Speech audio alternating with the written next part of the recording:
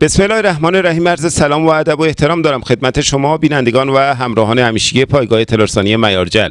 خوشحالم که با این گزارش دیگه در خدمتتون هستیم. در این گزارش بنا داریم با جناب آقای حاج مهدی گرگیچ، یکی از بزرگان و پیشکسوتان عرصه فرهنگ و هنر در بلوچستان، پای صحبت‌هایشون بشینیم و گفتگویی رو با ایشون ترتیب بدیم. با ما همراه باشید.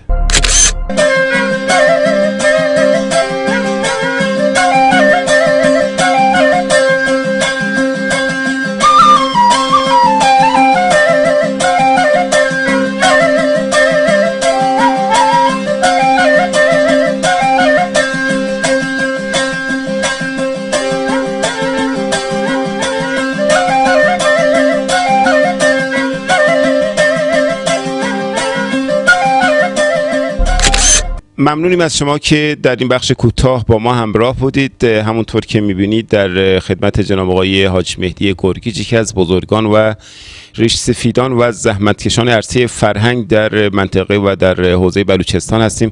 حاج آقا سلام، وقتتون بخیر، خسته نباشید. خودتون رو در ابتدا برای بینندگان ما هم معرفی بکنید و یه سلام علیکی ما در خدمتتون هستیم. بسم الله الرحمن الرحیم. عرض تشکر دارم خدمت حضرت عالی و معیارجل که واقعا کار تلاش بسیار بزرگی رو انجام میده.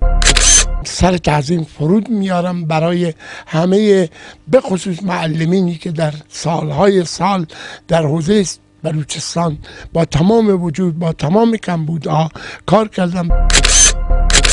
من با 94,000 دانش آموز و 10,000 پرسنل در سال 1364 اومدم در اداره کل. البته در اون مدت زمان 4 سال اندی که در حوزه بنپور بود هم همینجور. ما جمعا در اون زمان حدود 1000 خورده دانش آموز در 3 منطقه، در 3 الان منطقه آموزشی، در اون زمان بنپور مرکز بود و 2 تا نمایندگی آموزش پرورش بود.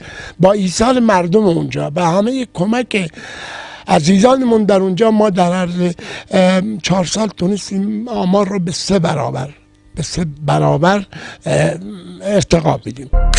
بفرمایید که چه کار باید بکنیم که بتونیم از ظرفیت نخبگان دانشگاهی در رشد جامعه بلوچستان در شرایط فعلی به بهترین شکل ممکن بتونیم استفاده بکنیم؟ استعداد من از اساتید اولا تعدادی که کمتر داریم و من جای این است که همه خانواده های استان سیستان و بلوچستان را به عنوان یک انسان، به عنوان کوچکترین مردم ولی از نظر سنی دیگه در سرازیری قرار داریم. اینه که باید با تمام وجود روی فرهنگ خودمون کار کنیم. روی فرهنگ کار کردن اینه که باید همه خانواده ها بیستن.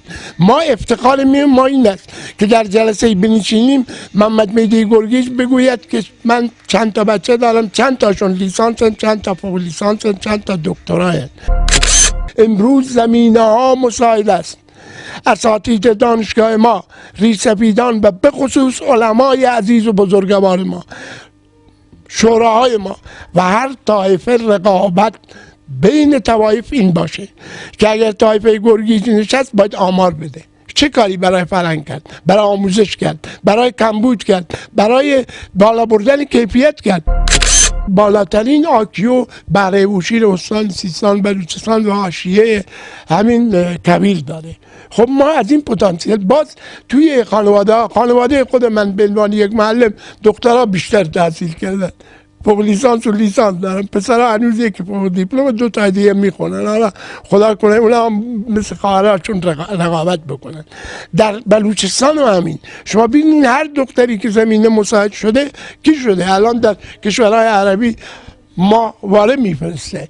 ما در جاهای دیگر داریم بهترین افراد شدن، سلامت ترین افراد شدن. در همین استان اگر یک آقایی در بلوچستان میدان داده به دخترش بهره‌اش هم برده. ما بر روی گنج‌های بسیار نهفته راه میریم، داریم، دریا رو داریم، معادن را داریم، بخش کشاورزی را داریم، همه مواد بهترین را داریم.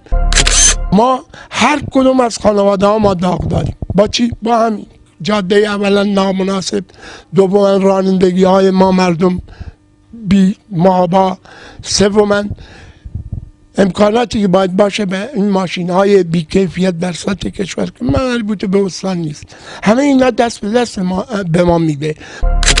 ما اگر بیایم همه فامیلا هر کدوممون روی بخش سرمایه گذاری کار کنیم، اگر یک طایفه زورش نمیشه 2 طایفه، اگر 2 طایفه نیست 3 طایفه 10 طایفه یک جا بشیم، به هم اطمینان کنیم، شرکت تامینی تشکیل بدیم، شرکت تشکیل بدیم و با هم بشیم و خودمون معادنمون رو، کارخانجاتمون رو با مردی که داریم میتونیم بفرستیم. خب دیدیم و شنیدیم صحبت‌های جناب آقای حاج مهدی گرگیج رو، فعال و بزرگ فرهنگی و هنری و اجتماعی بلوچستان رو. امیدواریم که از دیدن این گزارش نهایت استفاده رو برده باشید. در این سال جدید براتون بهترین آرزوها رو از خدای بزرگ مهربان آرزومندیم و امیدواریم هر جا که هستید روزگار بر وفق مرادتون بچرخه. در آینده انشالله سعی می‌کنیم با گزارش‌های بهتری هم در خدمتتون باشیم. هر جا که هستید صحیح و سلامت و تندرست باشید. خدا یار و یاور و نگهدارتون.